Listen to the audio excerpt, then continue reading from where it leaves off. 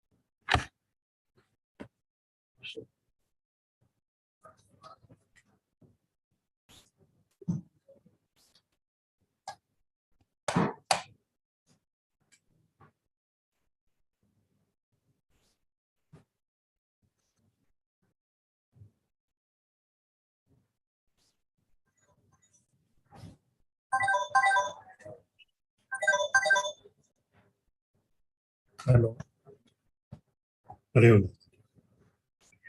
हाँ फ्री है। हाँ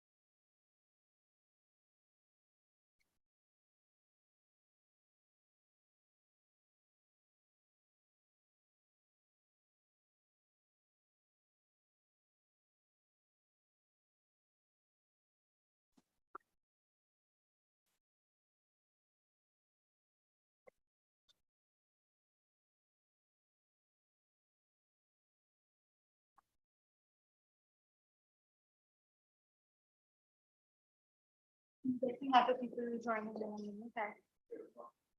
So good evening everyone. We're very happy to have Dr. Soumya Bhadury present his research work today. So Dr. Bhadury is an economist at the Reserve Bank of India, and he works, his research areas are in the issues, he looks at macro financial linkages, particularly in the context of emerging market economies. Today, he'll be presenting his research work titled Transition to a Greener Economy, Climate Change, Risk and Resilience in a State Space Framework. So Dr. Bhadury, you have about 50 minutes to present your work. You can take clarificatory questions in between if you like, and then there's going to be 20 minutes of discussion. Thank you, Karthik.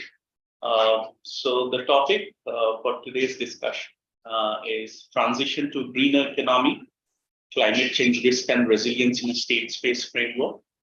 And this is a joint work with Mr. Dhirendra Gajpie and Mr. Bhanu Pratap. Needless to say, we are still at an early stage of progress. This is a work in progress idea, and views expressed in this paper are those of the authors and do not represent the views of the institution. So with that, Sorry to interrupt you, but this is the next.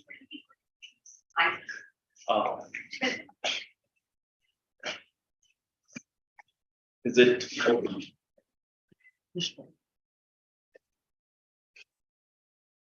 Okay. Maybe I'm audible now. Great. Okay, so let's start. Yeah, so the broad structure of the presentation is, as usual, we'll go over motivation, literature review, and then we will introduce our core building block, which is the measurement of exposure and resilience. And we use a factor dimension reduction technique using a dynamic factor model to measure this unobservables otherwise, which is a country's exposure and resilience. And then we want to kind of capture or mimic the interaction between these two unobservables, exposure and resilience, in a predator-prey interaction setting. This kind of models are used in ecological studies quite often, but not so much in economics. So we would be using this to capture the dynamic interaction between these two unobservables, exposure and resilience. And then we have some robustness checks through more time-tested models such as ARDL, and then we will go over the key takeaways. So, with that, what's the motivation of our study? If we have to quote Nick Stern, I mean, climate change models should be global in nature, should have long time horizon, and should be able to inherently account for the economics of risk and uncertainty in it. So, and of course, keeping these three things under consideration, there are no dearth of climate change risk mitigation models. Of course, we have to acknowledge there are excellent papers on climate change and mitigation. However, given the existence of valuable contribution in this field, what has happened is that pandemic, war, synchronized monitoring have exposed countries to new challenges, and that calls for a relook into climate change risk mitigation models. More importantly, there is a lack of clarity on tackle climate change. So essentially, what we would also like to do, maybe at this stage, our paper is still not there yet to kind of understand the current policy mix and what exactly needs to be done to kind of lead us into the desirable policy mix. But that would be eventual goal of this paper, to kind of move from the current level of policy mix to the desired policy mix that we would like to go and fast track this process without compromising too much on growth potential. So long story short, we want to build an energy transition framework for better understanding countries' preparedness for low carbon transition, which we want to do in a dynamic setting through predator-prey model. So there is a large literature, so to say, and we would not be able to account for the entire gamut of literature, but we would love to kind of highlight the key papers that are relevant in our analysis. So one such paper is by PESCO, and this paper is very important and close to what we are trying to do. And it is essentially trying to understand the low carbon transition or path to low carbon transition and what are the risks that countries do face. And then they try to understand the index of preparedness on the basis of exposure and resilience. So if you start thinking of an XY plane, this particular paper maps countries on the x-axis, on the y-axis, which is basically their levels of exposure. Higher up on the y-axis means high and more exposure, and then on the x-axis further to the right, you go, there is low and least resilience that these countries are. So if you move more on the kind of northeast part of the XY plane, that would mean that these countries are having very high exposure and of course very low resilience. So these are the countries that are typically countries that have a lot of dependence on fossil fuel exports, are very susceptible due to high exposure and have very low resilience in a sense that they are not able to diversify their fossil-led revenue sources. So that makes countries such as Iraq, Venezuela, Cambodia, Libya very, very susceptible to the low carbon transition, and therefore their index of preparedness is low. On the other hand, there are some countries such as Norway, in terms of exposure, they would be quite high, but because of smart forward-looking planning, they have built enough resilience to kind of cruise through and kind of emerge into low carbon emission economy. So essentially, this study is able to map this into this exposure and resilience in order to understand the index or the preparedness of these countries. So we will get back to PESCO and we'll try to see how we are adopting some of the measures of exposure resilience where we agree, where we differ. But this would remain one of the cornerstone studies where we would be coming back and forth. And then the next study is a very comprehensive study by Farmer et al., which highlights some of the limitations of first and second generation integrated assessment models. I mean, integrated assessment models are great starting point, and we have different generations of integrated assessment model, but they do have quite a few limitations. And the key three limitations that IAMs have is one, that is to do with uncertainty. They are not able to fully account for the shocks that may come in the future. That way, Farmer is introducing DSG agent-based modeling, where they are able to shock output consumption to rope in the role of uncertainty and risk that are inherent in this kind of climate mitigation model. So the first disadvantage of first and second generation IAMs are the role of uncertainty. The second, and this is another problem, is the problem of aggregation. When they are aggregating, because what applies to a representative agent may fail when we are trying to aggregate across, and there is a version of this IAMs which are called POMs, the policy optimization model, that tries to measure this damage function by aggregating from the representative agent. And this kind of models are not the best aggregation model. And then the role of technological change is also not fully accounted in this IAM model. So these are some of the shortcomings. Of course, we are mindful of the great contribution that integrated assessment models have done in the policy space, but we would like to also try to build some of the limitations in our model. The next paper, of course, this is not as important, but nevertheless, it's very recent and prominent paper that is by Black. They use IMF ENV computable general equilibrium model, and added to that, they use climate policy assessment tools that give forward-looking projection. So this paper has three key findings, which is achieving a net zero emission target in this decade is equitably with manageable cost is still feasible. Impact on GDP varies relative to baseline in 2030 from 0.6 to 1.5%, but this paper also gives that you have to cut down on your 2019 emission level by around 25 to 50%, and the GDP cost would be higher, needless to say, for fossil fuel exporters, which would be 2.5% and slightly lower for middle income countries. So with that, let me now get into the core idea of PESCO that will help us actually build the idea that we are trying to gauge. So if you see, PESCO has broadly two frameworks, exposure and resilience.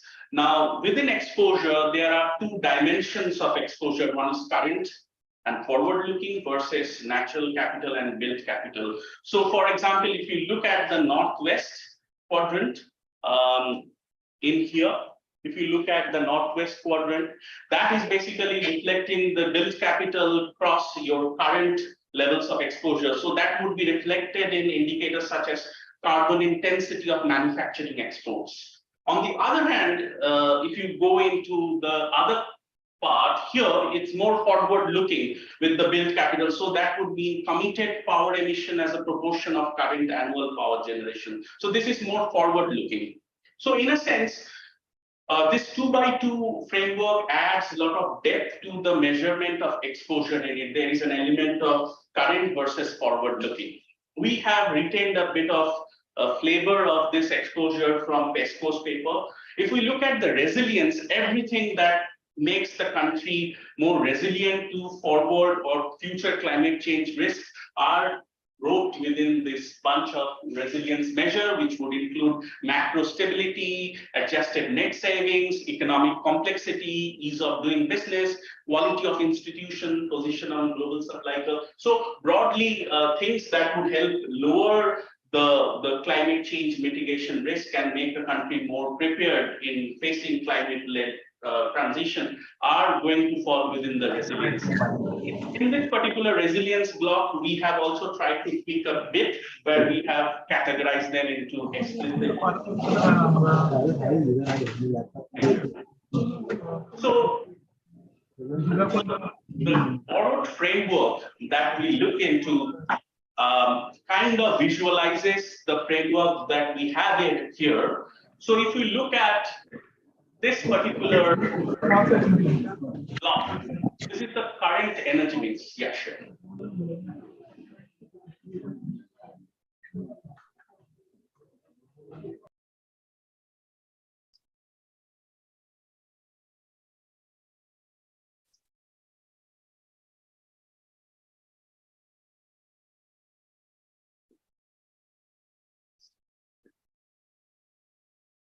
Thanks.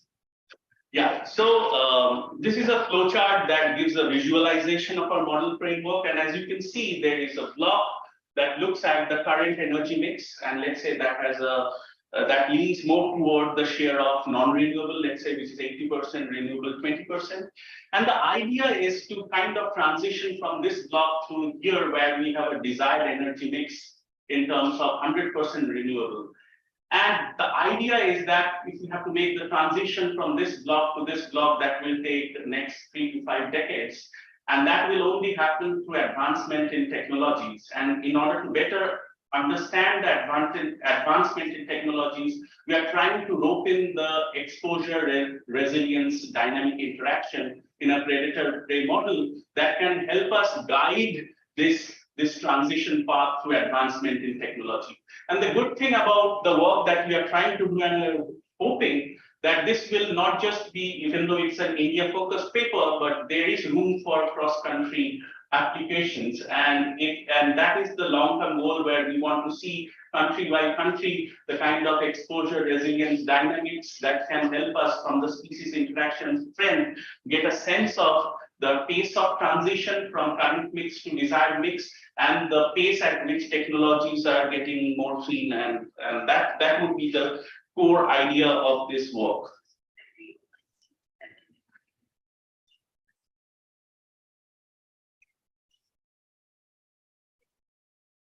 No, so desired mix is something that is based on all these multilateral discussions happening at the country level. So if countries are committing to some kind of making forward-looking assessments. So our work is to see if that kind of long-term commitments are achievable over this next 3 to 5 decades. If so, what are the kind of measures that we have to take in a forward-looking way? So that's essentially what we are trying to see, if our model eventually gets to that stage where we are able to tell exactly that, okay, you have R&D, which is very important, but then your R&D should have this proportion of clean versus your dirty technology. So that can, that can increase the pace of transition, let's say by 10 years. So we want to get to that stage where we can simulate the model, where we will change the model parameters for a country, and then we can get and see some kind of desired outcome. That's the end goal, but I don't know where we are at this stage, how far is it. This is a concept chart, basically. That's the key idea here. Yeah. What is currently available is the dynamic interaction between exposure and resilience. So that's something that we have for now. And then the idea is to connect it with this phase of technology transition. There are two things in this regard. This 3 to 5 decades is not a big target. It's the target decided by most of the countries as reflected in their NDC. That is say 2050 or 2070. The another thing is the desired mix is why the 100% is a country can switch over to 100% renewable sources, or it can opt for 90% renewable, 10% non-renewable. So that way this model is done. Right. Thanks. So now what this is more current, something that we are presently doing is we are trying to build a framework for exposure. And what we have in here is a measure of explicit versus implicit. So where explicit is something that is currently being done. Currently, what is the consumption of fossil fuel energy? What is the production, consumption? So something like what is captured through the quarterly annual GHG CO2 emission. That would be more like explicit exposure. What would be more implicit is what is forward-looking. For example, the installed capacity for refining production of fossil fuel that we are doing today, that is not going to increase the exposure just today, but for the future as well. So that would fall into what we are saying is like our implicit measure. For example, the kind of subsidies we are giving on fossil fuel, those could also be potentially a measure of implicit exposure. Similarly, what we understand is it's not just the domestic emission, but also CO2 emission from fuel combustion embodied in cross-border trade through gross fixed capital formation. Those could be not just within the boundary, but outside as well. So essentially, what is explicit is current within the boundary of the economy. What is implicit is those that emission embodied in cross-border trade, or those that are going to increase the exposure of tomorrow. Those falls under implicit exposure. Yeah, of course, it's like, I mean, you can say implicit is primarily secondary. It is going to be more indirect, and it is more forward-looking that way. So it's tomorrow's exposure that we are installing today, the capacity for tomorrow's exposure. Similarly, the resilience framework also ropes in this idea of current versus forward-looking, where production and consumption of non-fossil source energy is today's explicit resilience. But if we have climate focus with green finance, issuance of government bonds, that is going to build resilience of tomorrow. Similarly, if you are able to install capacity for refining production of non-fossil fuel, that is going to implicit, that's going to build resilience of tomorrow. In fact, institutional quality, governance, macro stability, these all fall within building implicit resilience. So the idea is very similar, what we saw in exposure, as same with what we are seeing, the framework for resilience. Of course, before we get into our model, we would also like to kind of highlight what we are doing, which is in capturing this interaction between explicit exposure and explicit resilience. Of course, we have exogenous covariates, which are implicit exposure and implicit resilience. But the idea is more simple. It is flexible and adaptable to different contexts and systems. Importantly, we can capture the key interaction between exposure explicit and resilience explicit, and that is an advantage, we think, over integrated assessment models, which of course is a more general equilibrium, captures a wider range of interaction and feedback, but also lead to more complex model that is harder to interpret. So in that way, it is more simple and is kind of suitable and gives a very intuitive understanding of the system, because we can clearly see, based on the explicit exposure and explicit resilience, what is the association between them. So that gives us more focused interaction, and therefore we can kind of directly go back and see where things have to be changed to kind of correct this interaction more in the desirable format. There are some symbols that are missing in here, but I will quickly go over the idea of dynamic factor model.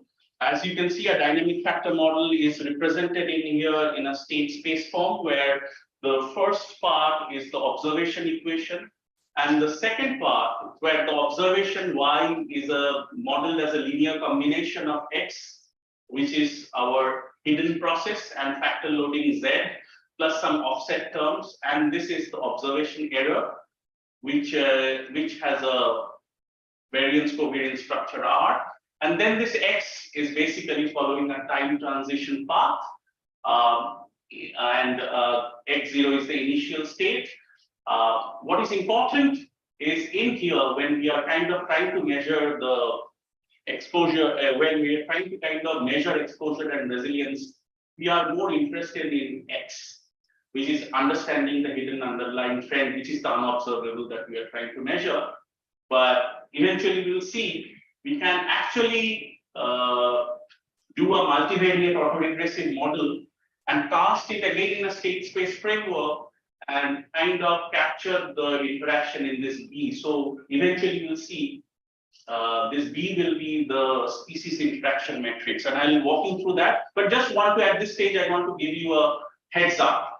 Currently, when we are measuring the dynamic factor, we are more focused in X, which is moving over a period of time. But eventually, we will cast this state space framework in a multivariate autoregressive model where we will be focusing on B, which is looking at the species interaction. Sorry. So this is the first broad measure of exposure. As you can see, the panel on the left looks at the explicit exposure. And these are standard deviation from their historical averages. And as you can see, exposure kind of peaked in two intervals into early 2000, 99-2000, and then we saw a peak in post-GFC period. Exposure remains within manageable limit in the recent period. If we look by the factor loadings, we see almost all of these indicators, and these are basically primary energy consumption as a share of total primary energy consumption, oil consumption as a share of total world oil consumption, similarly gas consumption as a share of total world gas consumption. So what we see is almost all have positive factor loading that suggests that these all are contributing to raising our explicit levels of exposure.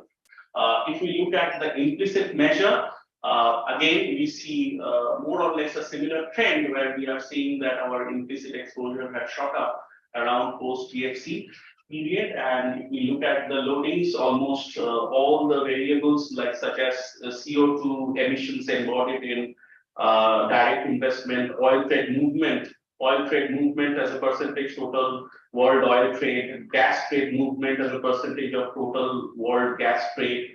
So, and similarly, there are other coal subsidy as a percentage of total world coal subsidy. So what we are seeing is all of these are factors that are contributing to kind of measuring implicit exposure, and we do see evidence of picking up in the post-GFC world. I mean, of course, we cannot put a point and draw a causal inference, but I would just allude to, and maybe we can discuss this point. If you kind of see the period we saw peak exposure, this is also the period where if you look at the sectoral credit deployment YOY in India, and if you go by the sectors such as energy, industrial, oil and gas, construction, real estate, these were metal. These were also the period where we see very, very high levels of credit growth around that same period where we are seeing that the exposure is kind of shooting off the roof. So, so with that, even though we don't want to draw causal inference here, but we do see evidence of sectoral, very high sectoral credit in some of these sectors. If you look at the implicit and explicit resilience, again, what we see is that explicit resilience was built or making rapid strides early into 2000 or before 2000. Of course, it is kind of stabilized in the more recent periods. If we go by the indicators, all of them are contributing to helping build explicit resilience. If you look at renewable production as a share of total world renewable production, solar production, which is percentage of total world solar production, wind, biofuel, geothermal, nuclear. So all of them are contributing towards building explicit resilience. If you look at implicit resilience, which is more forward-looking, which is going to help drive down the explicit exposure of tomorrow, if we look at indicators such as financial development, total expenditure on R&D, world governance indicator, potential output, trend of credit to GDP ratio. All of them are contributing towards building implicit resilience. I would come back to this, but for now, I am again giving you a heads up where we find that the highest loading that builds towards implicit resilience is total expenditure on R&D, and we'll come back to that. Yeah. Yeah, exactly. This is on all kinds. So the idea is, and we will draw some inference out of it. Of course, going forward, we will like to break it down. We still don't have a data of clean versus dirty R&D, but that will be great. But there is a way to draw a policy inference from this particular R&D, which has a very high loading, and we will see that in a predator-prey interaction. I will come back to this idea.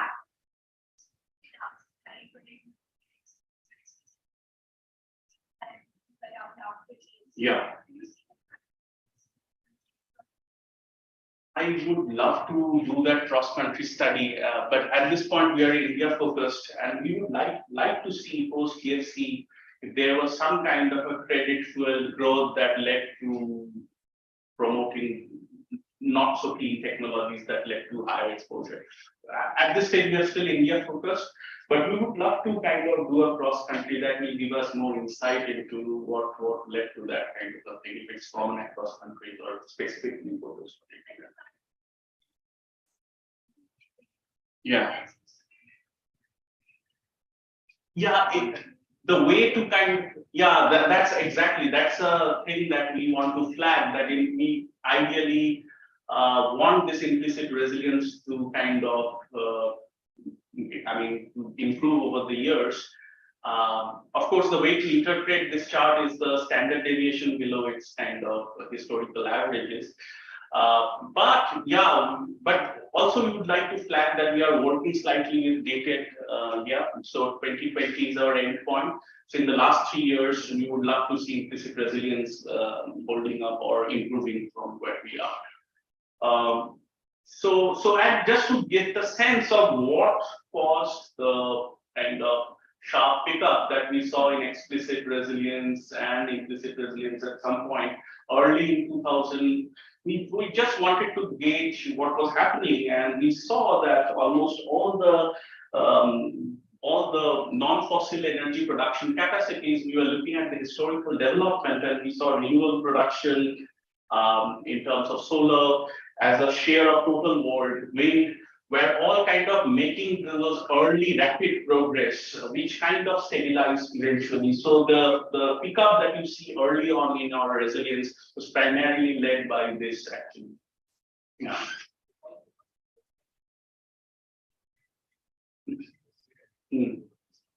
Right. Yeah. That's true. Right. Right.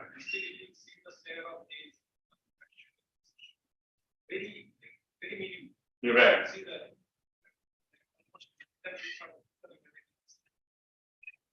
Right. Stabilizing is also because of that base effect. Yeah. Yeah, I cannot disagree on that. Absolutely. So that is showing some early strides into why our share was very high, but things have stabilized. Exactly what you're saying. So okay, so now we have kind of measured what we wanted to measure was exposure and resilience to unobservables and their inherent dimension of explicit, implicit. So next stage is to look at the dynamic interaction between exposure resilience in a dynamic predator-prey framework. But even before we go there, we thought we will quickly look into the conventional literature on what's the status on energy growth nexus, and country by country over a period of time have looked into this several hypotheses, where there is a conservation hypothesis which says that if there is an evidence of unidirectional causality from GDP growth to energy consumption, While growth hypothesis looks at unidirectional causality from energy consumption to growth, feedback hypothesis, of course, refers to bidirectional causality, and neutrality hypothesis, needless to say, looks at finds no evidence of causal link. So we wanted to do a time varying range of causality test, and because of inadvertent structural changes that the economy have gone through, so what we see is real GDP granted for CO2 emissions, which we were trying to capture as the emissions, and real GDP would be a measure of economic activity. So based on what we look at the study, we see evidence of conservation hypothesis in case of India. Even though this is not the key ingredient into a paper, but we wanted to shed some light into what's happening in the Indian context as every country has looked at it. So with that, I will now come to our paper, the central bit. So we are trying to mimic this exposure resilience in a dynamic, interactive predator-prey framework. So to motivate that, you just imagine a population of a predator, wolf, and a prey moose. Now, if you look at the moose population and if you see moose population rising, then wolves would find adequate food to feed on them and multiply and grow in number. But however, as the wolves start to grow and outnumber the moose population, eventually you will see the moose population would fall. And once that starts to happen, which would imply the wolves would find difficult to survive, and with fewer wolves now, the moose population can start to grow again. So basically, away from the steady state, the two population would oscillate. And we will show how the two population would oscillate around the mean yield. In fact, it is scale invariant. There's an easy way to show it in the math as well, how it is scale invariant. So again, a couple of symbols are missing here. But nevertheless, if you remember what I was saying earlier when we were doing the dynamic factor model, we are representing a state space model in a where this is the observation equation, this is the transition equation, where xt is the is basically the hidden underlying trend that follows the time transition path. In here, our focus is not in terms of measuring the x, because that's the process error. But our focus is now on measuring the b. B is the species interaction matrix that we want to estimate. And if you just consider this b, in here, if you have one predator, one prey, b would be a 2 by 2 matrix. And the diagonal would be representing self-interaction or density dependence. And this factor is, of course, it's ignored in a lot of studies, but this is important in our case if you want to understand, because explicit exposure is very sticky. So it has kind of a sticky path. So understanding density dependence is important from the point of view of understanding some technologies, if they are dirty, would continue to remain and propel forward. So density dependence is important. And what is even more important is to understand the off diagonals, B21, B12. So Bij is in general the effect of species J on species I, and we are interested in understanding the interspecies interaction. The model has a stochastic equilibrium. It fluctuates around the mean, I minus B inverse U. It's very easy. If you kind of take an expectation of this equation, you can kind of make X as the subject of the formula, you can get this. So essentially, the X process error fluctuates around the mean. Typically, in this kind of predator-prey interaction model, we can have a situation when there are not just one prey and one predator, we have multiple preys and predators. So that could be one way, but in here, for simplicity, we have ensured there is one prey and one predator. That would mean the dimension of Y, which is M, and the dimension of X, which is M cross 1, that they are same. So one species is basically wolf and one particular species. So one times it is for each of the species, wolf and wolf. So just a bit more in the matrix representation. So XW and XN, this is the process error representing the wolf, the predator, the moose is the prey. More specifically, the XW is basically representing explicit exposure. XN is basically representing our explicit resilience. This particular diagonal matrix BDD, BW to W is basically representing the density dependence on each of itself. And then BWM, this is what is the predation effect, the effect of explicit exposure on explicit resilience. And then this is the feeding effect, which looks at the effect of resilience on exposure. This is the process error. And then at this stage, I can skip this exogenous factor, which is the covariates. I will get back to this later. So that's the very simple. So if you look at here, this is a very simple predator-prey interaction model where there is no role of covariates in here. But if you start to think that there is a predator, which is a wolf and a moose population that are randomly oscillating around the steady state path, in here you can see the role of exogenous factors such as rainfall. Rainfall could be an exogenous covariate. High rainfall could lead to higher vegetation that could lead to more moose population growing at a faster rate that could exogenously impact the species interaction. So therefore, what we do is we not just have a simple predator-prey interaction in terms of explicit exposure and explicit resilience, we bring in the role of implicit factors, which are essentially exogenous covariates that we are interacting here. A bit more about effect of covariates. I would like to just mention over here that we can introduce the covariates in just the observation error. Remember, Y is the observation error. We can add directly covariates in here. We can also add the covariates in the process error. If you remember, this is the process equation. We can add covariates in the process equation. Or what we are doing in here is basically we are having both the process and observation error. This is the observation and the process. So there is an observation error, there is a process error, and the covariates are introduced into the process equation basically. So we are taking the third approach. So with that, we would like to kind of give a matrix representation. So explicit exposure, explicit resilience are predator and prey in our model. We have already discussed the species interaction matrix, and implicit exposure, implicit resilience are basically our exogenous covariate. C11 and C21 would be the impact of implicit exposure on explicit exposure and explicit resilience. And similarly, C12 and C22 would be the impact of implicit resilience on explicit exposure and implicit resilience. So with that, let us look at the first set of results. It's slightly nuanced. In here, the panel on the left basically looks at our baseline specification. So what is our baseline specification? Baseline specification is where we do not have exogenous covariates. And what we observed, the reason why this was very encouraging for us was to see that sometimes we do not account for the role of implicit measures. I mean, what separates accountants from economists is we are able to measure things implicitly.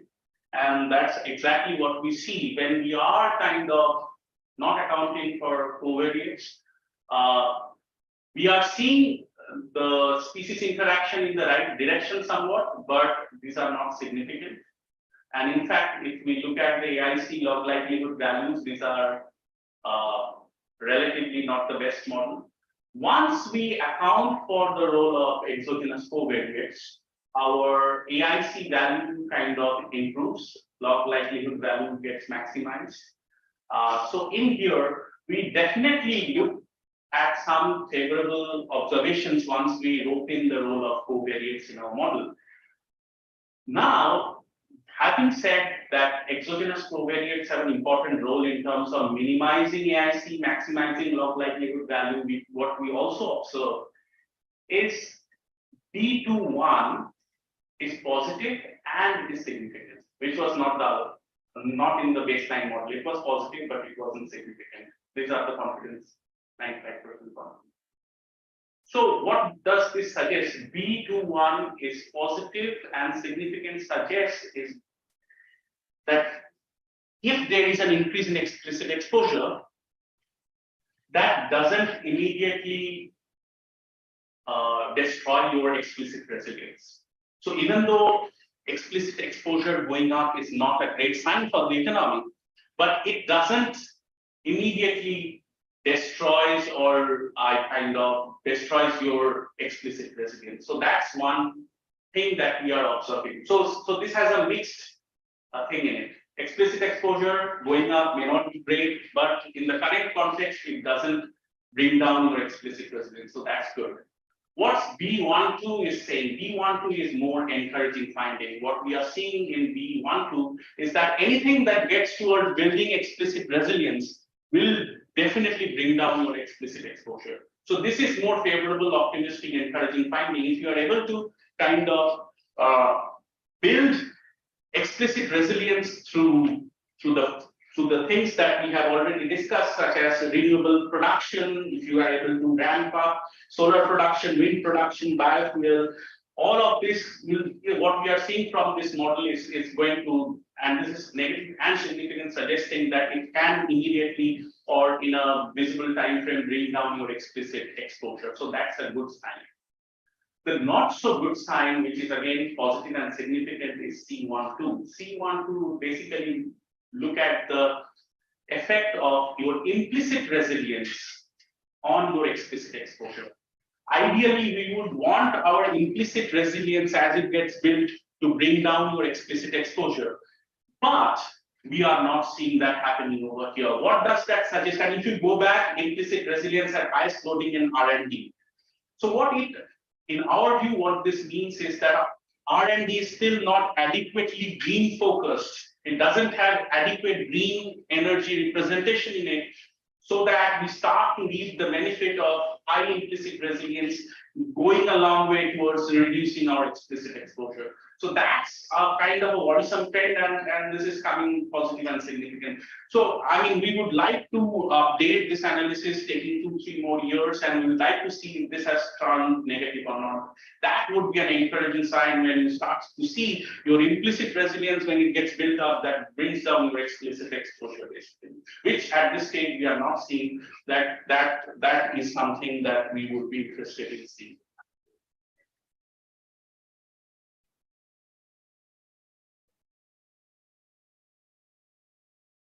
Because these are mostly, I would like to think, policy driven. The direct interaction between your consumption production of today is not somehow dependent on the installed capacity that you are doing for the implicit measures. So in a sense, your today's interaction between exposure and resilience is not associated with the implicit measures. So these are mostly policy driven measures that will help build tomorrow's tomorrow's exposure and resilience. So that way, these are mostly policy variables, the gears and the tools that you have at your disposal.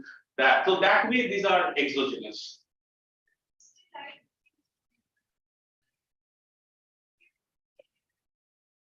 Right. Okay.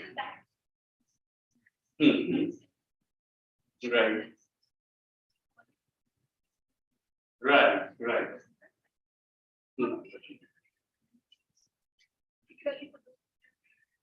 Yeah. So interpreting the magnitude at these are just the coefficient measures.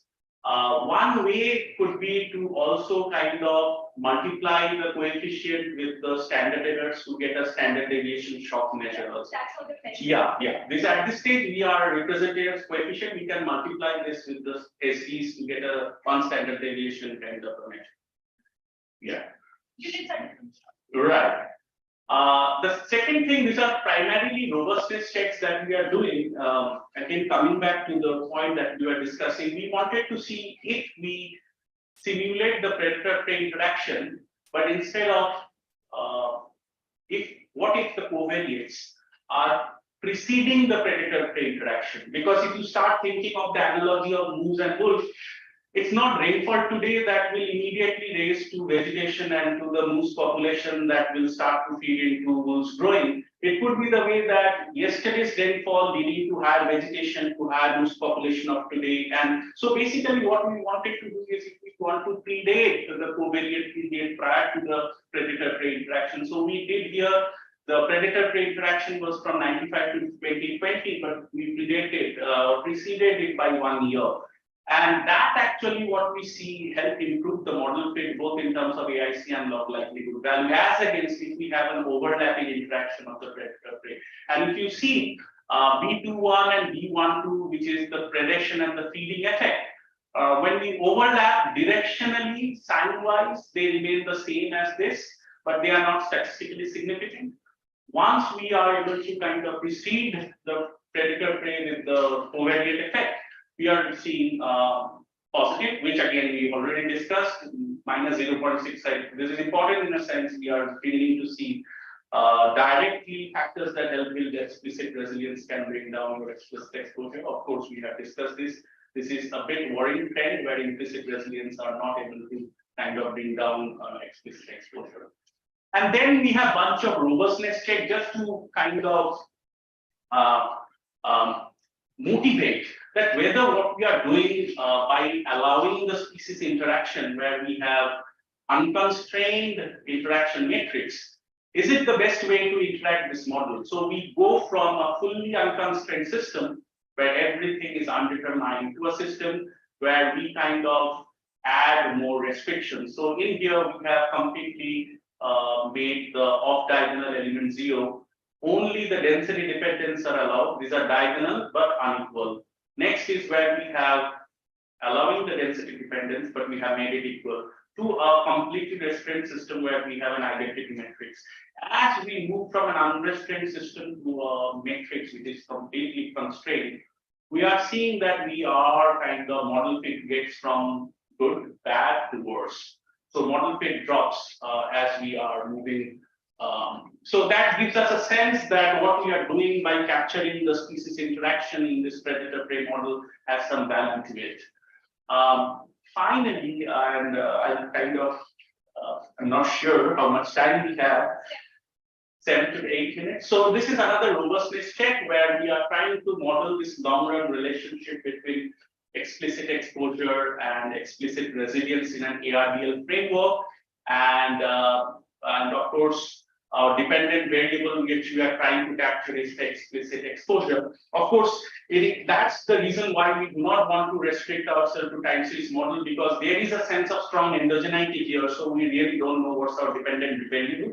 But even if we do an ARDL model with explicit exposure as our dependent variable and resilience as our dynamic regressor, what we find that the coefficient is more than the coefficient value. I will look at the sign. That means the long run estimates shows that an increase in explicit resilience lead to a decline in explicit exposure. And this is what our predator-prey model, if you remember, was also looking or finding, that whatever gets to build the explicit resilience up to date can bring down the explicit exposure directly. Of course, the error correction term is negative statistically significant. So in a sense, this is a more conventional model that is also pointing to the critical finding of importance of building your explicit resilience that can go along with directly lowering our explicit exposure. So with that, I will kind of wrap up our presentation. Our key takeaways are that baseline model captures the interaction between climate change exposure resilience in a predator-prey species interaction model. From the baseline, we move to an augmented model that captures the same interaction, but this time allowing for implicit measures of exposure and resilience, which are covariates, what we call. Of course, an increasing explicit exposure is not good. We agree. But what is a positive takeaway, which is looking like a glass half full, is it is not necessarily weakening the explicit resilience, which is a positive takeaway.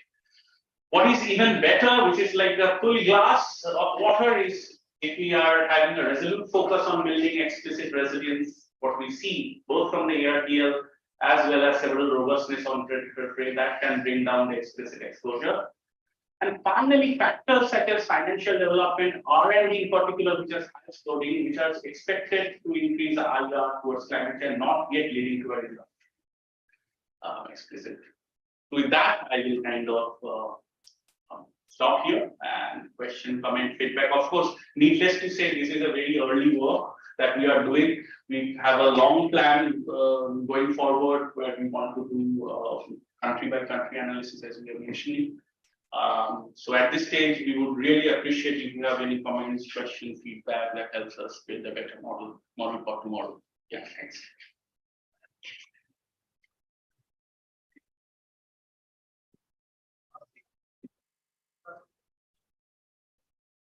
Okay.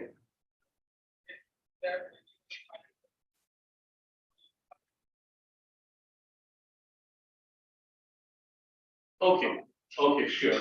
So the data, I mean, I can share this paper. I don't have but the most of the data that are pertaining to explicit resilience, which would imply most of the renewables and the non-renewables, these are obtained from BP stat. The data on subsidies. Of course, I would like to also encourage you to look at the recently launched IMF's climate change dashboard that gives some of the data such as CO2 emission embodied in international trade, CO2 emission embodied in direct investment. And of course, some of the implicit resilience measures such as financial development, total expenditure on R&D, world governance indicator, this would be available from World Bank. But of course, as Bharti was mentioning, we would love to look into total expenditure on R&D between dirty and green technology, and we still don't have that. Yeah, yes.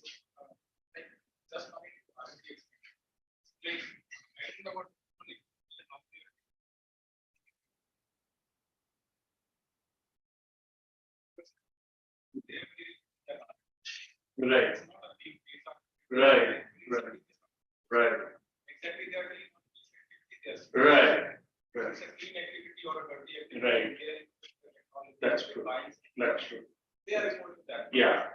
So I don't know what the data time frame of that. Right. It's available from very recent. That's right. In fact, that reminds me, even the climate change dashboard of IMF, sector by sector, that gives into CO2 emission in terms of energy equivalent.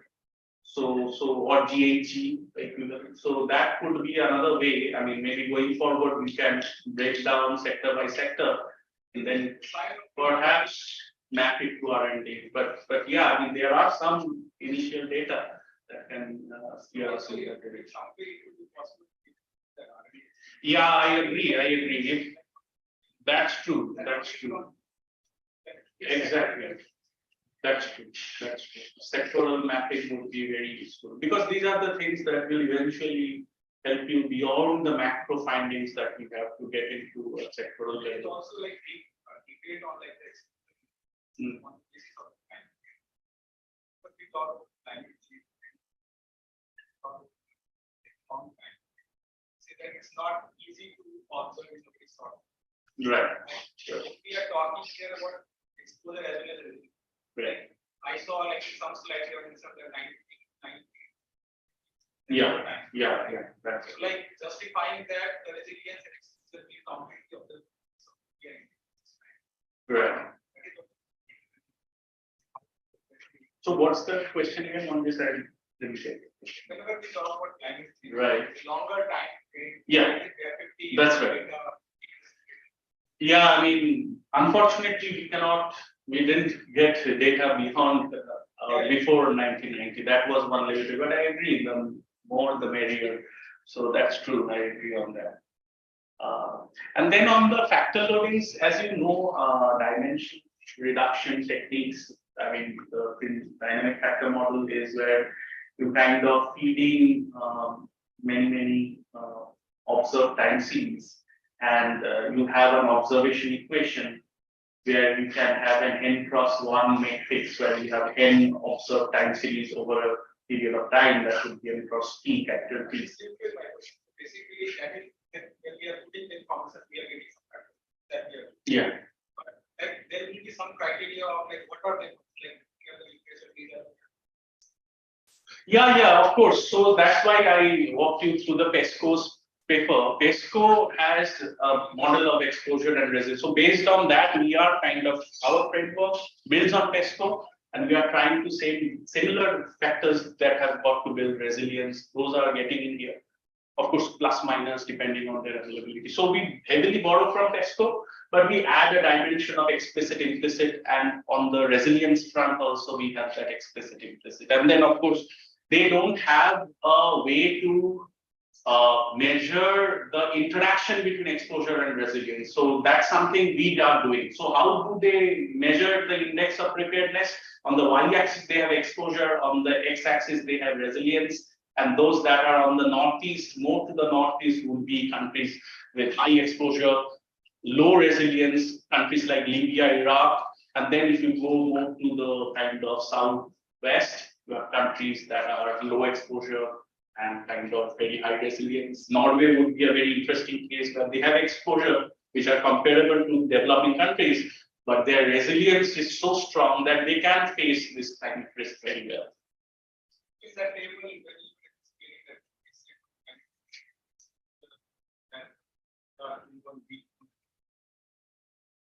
how much exposure on resilience and Right. immediately takes some time. Right. Implicit resilience. Yeah, so exposure to resilience. Yes, yes. And another negative, like resilience on the exposure. Right, right. So there I took understand that. Yeah, so it will take to so that. no, so the interaction is happening as we are talking in a dynamic way. As your exposure, just like the way predator prey populate, as your exposure goes up, your resilience will fall. As your resilience builds, your exposure. So it's a dynamic interaction. But what we are finding in that dynamic interaction, that if you are building your explicit resilience, you will expect your exposure to come down, and that is exactly what we are seeing from the negative coefficient. But on the other hand, what is not so bad finding, which is exposure, which we think high exposure will eat into your resilience of today, that also is not happening, which is not a bad thing. I mean, even though exposure levels going up is not a great sign, but high exposure is still not weakening your explicit resilience of today. So that's the. Make some remarks.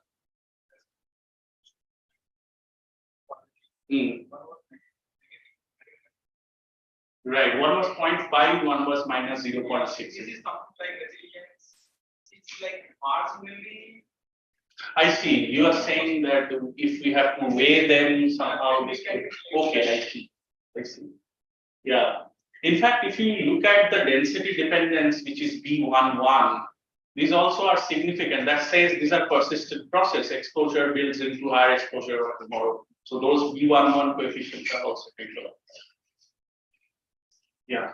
Thank you. I mean, One more clarification with regard to the question on the R&D expenditure. So what happens is, as you know, at the aggregate level, we are not expending much on our R&D expenditure, and our ratio is around 1 to 2%. And that is one of the limitations we also felt back then. That's why we want to expand it to other countries, wherein the data is really rich. If you talk about South Korea, Germany, even in fact China, there is a very high and variable share where China's share on R&D has increased many-fold. So once we will bring in the country, diverse country experiences of the data model, we will try to go more insightful, results we are expecting. So that is work on the progress. I was hoping that we have some data on R&D. No, I was a part of a working group constituted by principal scientific advisor.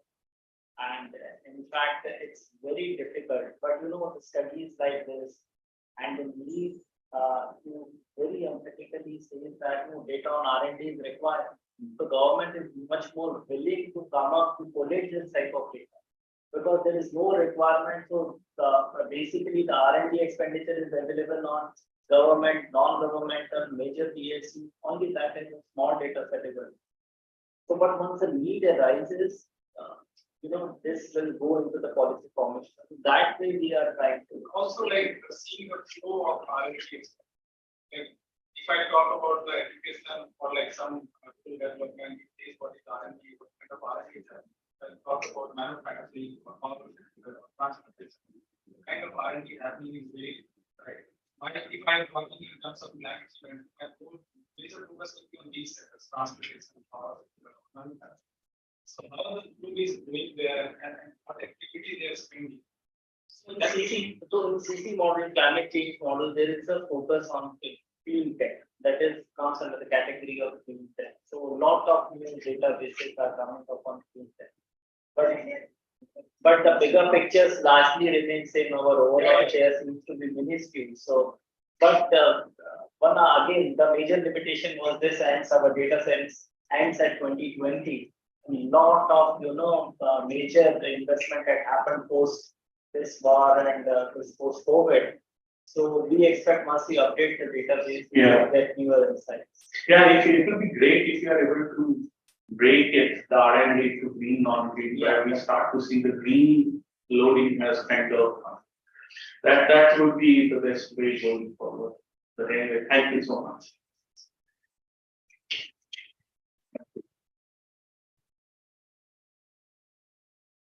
Are there any questions from any others? Sure. I didn't see anything in the chat box. Okay, Maybe sure. type in. I think, I don't see any questions. Yeah, so I think we can end the meeting. We can end the meeting. Thank you on the other side, and those who have remotely participated. Well appreciated. Thanks. Bye.